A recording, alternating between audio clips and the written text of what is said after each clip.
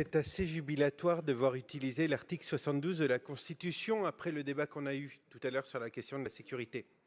Cet article 72, l'alinéa 6, il est assez intéressant parce que dans les collectivités territoriales de la République, le représentant de l'État a la charge des intérêts nationaux, du contrôle administratif et du respect des lois. Complété par la loi de 82, il nous indique que le contrôle de légalité exclusif de toute considération d'opportunité. C'est assez jubilatoire quand on entend les discours que votre majorité a pu tenir tout à l'heure en disant que le préfet valide. Non, le préfet a l'opportunité de contrôler la légalité et c'est étonnant de vous voir utiliser l'article 72 quand ça vous intéresse et ne pas l'utiliser quand malheureusement c'est le plus intéressant. Alors un grand pouvoir implique de grandes responsabilités. Demander un transfert de compétences voudrait dire que nous assumions déjà réellement nos propres compétences. Alors que les transports franciliens sont en pleine zone de turbulence, qu'IDFM a connu 2 quasi-cessations de paiement, qu'IDFM fait face au mur de la dette, un groupe de la majorité réclame de nouvelles compétences.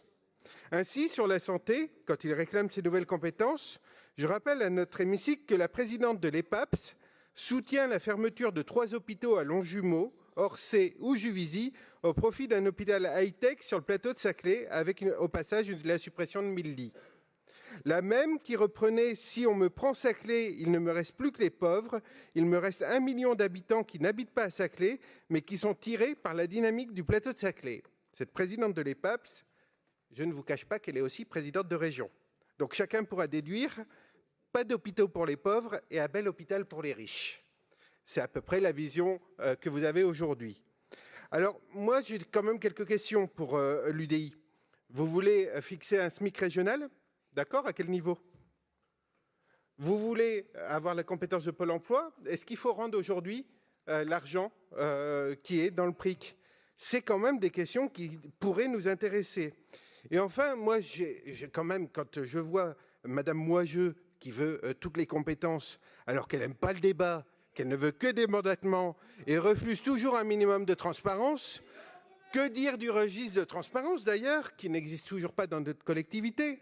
Que dire de l'entrisme des cabinets de conseil qui sont dénoncés dans le livre Les Infiltrés et qui ont aujourd'hui leurs entrées auprès de l'exécutif? Alors oui, nous sommes, nous, des vrais décentralisateurs. Et c'est pour ça que nous aurions préféré que vous alliez sur l'article 1er de la Constitution, cet article 1er qui dit que notre République est indivisible, laïque et démocratique, et la France a une organisation décentralisée. Je ne reviendrai pas sur votre laïcité électoraliste. Merci, monsieur mais Damerval. vous oubliez toutes les péréquations. Vous ne voyez dans la reprise de l'organisation indivisible et sociale prévue par la Constitution que quelque chose à ignorer, et vous ne supportez que les inégalités. C'est pour cela que nous ne prendrons pas part au vote sur le vœu proposé par l'UDI.